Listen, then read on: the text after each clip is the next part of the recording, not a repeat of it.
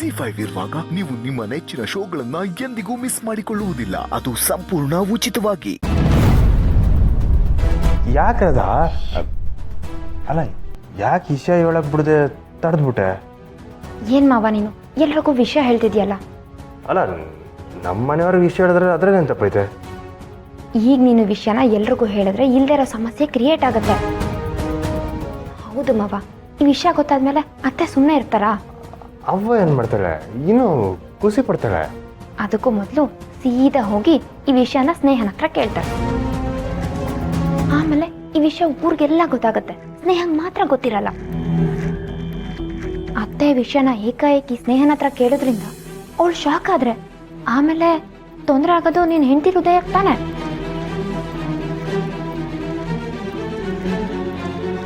ಎಲ್ರಿಗೂ ಹೇಳೋಕ್ ಮೊದಲು ನೀನು ಆ ಹುಡುಗಿನ ಒಪ್ಪಿಸ್ಬೇಕು ತಾನೆ. ನೀನು ಎಲ್ರಿಗೂ ಹೇಳಿ ಆಮೇಲೆ ಆ ಹುಡುಗಿನ ಒಪ್ಲಿಲ್ಲ ಅಂದ್ರೆ ಅತ್ತೆ ಮನ್ಸಿಗೆ ಬೇಜಾರಾಗಲ್ವಾ? ಮತ್ತೆ ಅವ್ರ ಆರೋಗ್ಯ ಹಾಳಾಗಲ್ವಾ?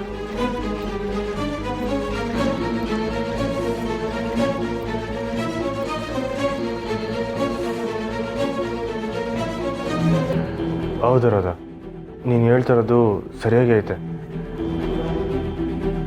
ನಾನು ಮೊದಲು ಆ ಹುಡುಗಿನ ಒಪ್ಪಿಸ್ಬೇಕು. ಯೋನದು ನೀವಿಬ್ರಲ್ಲಿ ನಿಂತ್ಕೊಂಡು ಗುಸುಗುಸು ಅನ್ಕೊಂಡು?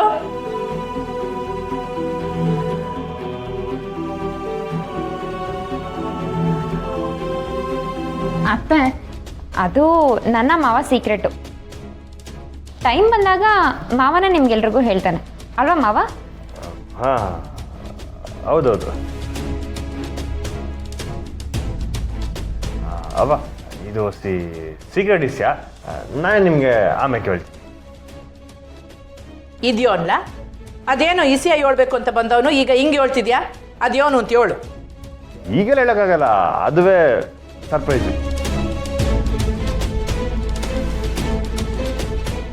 ಮಾವ, ನಿಮ್ಮ ಹುಡುಗರು ಕಾಯ್ತಾ ಇರ್ತಾರೆ, ನಿನ್ಗೆ ಒಪ್ಸೋ ಕೆಲಸ ತುಂಬಾ ಇರುತ್ತೆ. ನೀನ್ ಫಸ್ಟ್ ಹೊರಡು. ಹೌದೌದು, ಸಣ್ಣ ಕೆಲಸ ಐತೆ, ಬರಲ್ಲ. ಇದೆಯೋನ್ ರಾಧಾ, ಅದೇನೋ ಹೇಳ್ಬೇಕು ಅಂತ ಬಂದವನ್ನ ಹಂಗೆ ತಡೆದ್ಬಿಟ್ಟು ಮನೆಯಲ್ಲೇ ಕಳಿಸ್ಬಿಟ್ಟಿಯಲ್ಲ. ಇನ್ನೇನು ಮಾಡೋದು ಅತ್ತೆ, ಮಾವ ಆಡ್ತಿರೋ ನೋಡಿದ್ರೆ ನನಗೆ ಭಯ ಆಗುತ್ತೆ. ಇನ್ನು ನೀವು ಹೇಗೆ ಅದನ್ನು ತಡ್ಕೋತೀರಾ ಅಂತ ಮಾವನ್ನ ಕಳಿಸ್ಬಿಟ್ಟೆ. ಏನು ಹೇಳ್ತಿದ್ಯಾ ರಾಧಾ? ಹೌದು ಅತ್ತೆ, ಮಾವ ಇತ್ತೀಚೆಗೆ ಆ ಹೃದಯದ ವಿಷಯಕ್ಕೆ ತುಂಬಾನೇ ತಲೆ ಕೆಡ್ಸ್ಕೊಂಡ್ಬಿಟ್ಟಿದ್ದಾನೆ.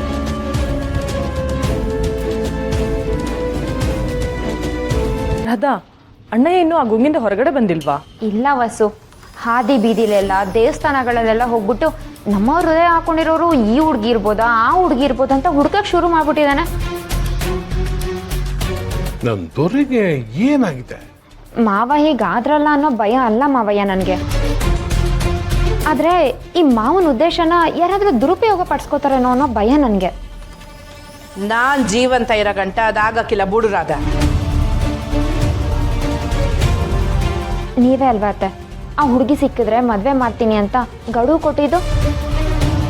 ಈ ವಿಷಯ ತಿಳ್ಕೊಂಡು ಮಾವನ ಹತ್ರ ಬಂದು ನಾನೇ ನಿಮ್ ಸೊಸೆ ಹೃದಯ ಹಾಕೊಂಡ್ರೋ ಹುಡುಗಿ ಅಂತ ಸುಳ್ಳು ಹೇಳಿದ್ರೆ ನೀವೇನ್ ಮಾಡ್ತೀರಾ? ಅದಂಗೆಲ್ಲ ಆಗಕ್ಕಿಲ್ಲ ರಾಧಾ. ಸುಮ್ಕೆ ಯಾರ್ಯಾರೋ ಬಂದ್ಬಿಟ್ಟು ನಾನು ನಿಮ್ಮ ಸೊಸೆ ಅಂದ್ರೆ ನಾನು ಒಪ್ಕೊಂಡ್ಬಿಡ್ತೀನ? ಅದು ಅಲ್ಲದೆ ಒಂದು ಹೃದಯದ ವಿಷಯ ತಿಳ್ಕೊಳ್ಳೋದು ಆಟೊಂದು ಸುಲಭ ಅಲ್ಲ. ಡಾಕ್ಟ್ರು ಯಾವುದೇ ಕಾರಣಕ್ಕೂ ಅದನ್ನ ಯಾರಿಗೂ ಹೇಳಕ್ಕೂ ಇಲ್ಲ. ಅಣ್ಣಯ್ಯ ಇದೆಲ್ಲ ಗೊತ್ತಿದ್ದು ಯಾಕೆ ಹಿಂಗೆಲ್ಲ ಆಗ್ತಿದ್ದಾನೆ? ಅವನು ಯೋನಾರ ಆಡ್ಕೊಳ್ಳಿ. ಅವನು ಹೇಳ್ದಂಗೆ ದಿಟ್ಟವಾಗ್ಲೂ ನನ್ನ ಸೊಸೆ ಹೃದಯ ಹಾಕಿಸ್ಕೊಂಡಿರೋ ಹುಡುಗಿ ಸಿಕ್ಕರೆ ಮಾತ್ರ ಅವನಿಗೆ ಅವಳ ಜೊತೆ ಲಗ್ನ. ಇಲ್ಲ ಅಂದ್ರೆ ರಾಧಾನೇ ನಮ್ಮನೆ ಸೊಸೆ.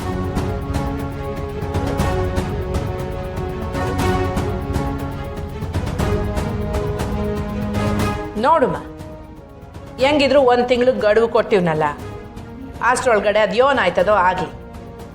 ಅದಾದ್ಮ್ಯಾಕೆ ಅವ್ನು ನನ್ನ ಮಾತನ್ನೇ ಕೇಳಬೇಕು.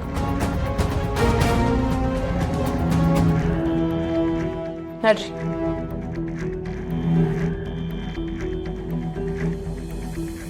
ಗಡುವು ಮುಗಿಯೋಷ್ಟರಲ್ಲಿ ಅತ್ತೆಗೆ ಸತ್ಯ ಗೊತ್ತಾಗದೇ ಇರೋ ಥರ ಮಾಡಬೇಕು.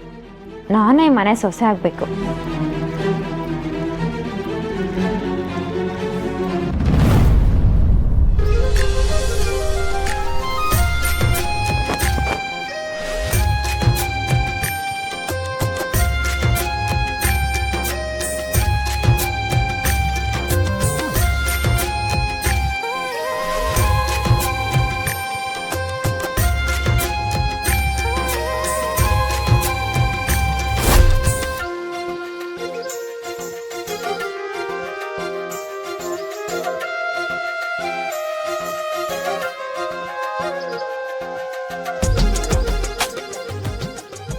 ಈಟು ದಿನ ನಮ್ಮ ಹೃದಯ ನನ್ನ ಹತ್ರದಾಗಿದ್ರು ನಂಗೆ ಗೊತ್ತೇ ಆಗಿಲ್ಲ.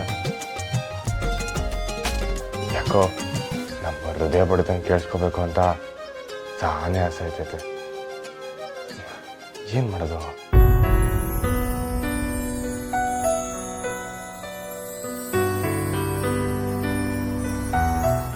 ಏನು ಮಾಡೋದು?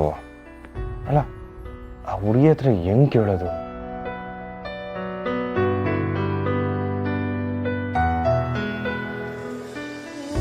ನಮ್ಮ ಹುಡುಗರು ಈ ವಿಷಯ ಯಾರಿಗೂ ಗೊತ್ತಾಗೋದು ಬೇಡ ಅಂತ ಬೇರೆ ಹೇಳೋರು.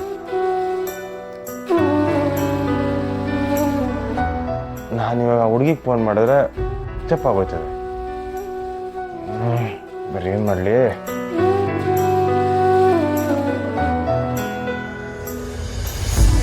ಹಾಂ, ನಮ್ಮ ಹುಡುಗರಿಗೆ ಕೇಳಿದ್ರೆ ಅವರೇ ಒಂದು ಉಪಾಯ ಕೊಡ್ತಾರೆ.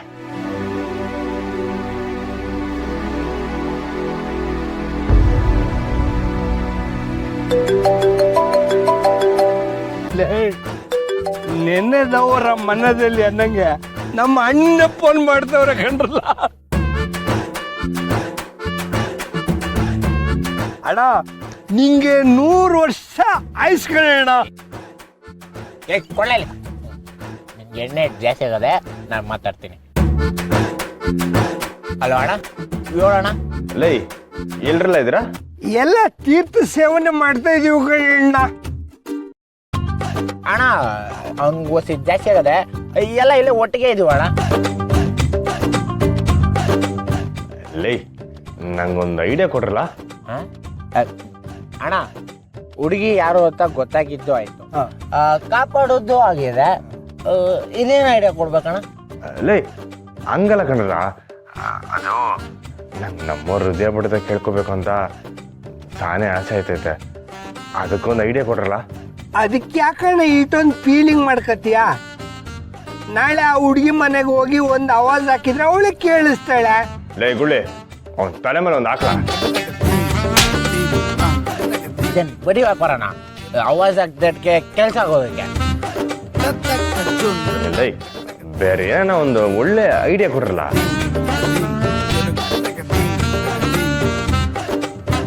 ಅಣ್ಣ ನಂದೊಂದು ಐಡಿಯಾ ಅಣ್ಣ. ಪುಟ್ಟವು ಫೋನ್ ಮಾಡಿದ್ರೆ ಆ ಹುಡುಗಿನ ನಿಮ್ಮ ಮನೆಗೆ ಅವರೇ ಕರ್ಕೊಂಬರ್ತಾರಣ್ಣ.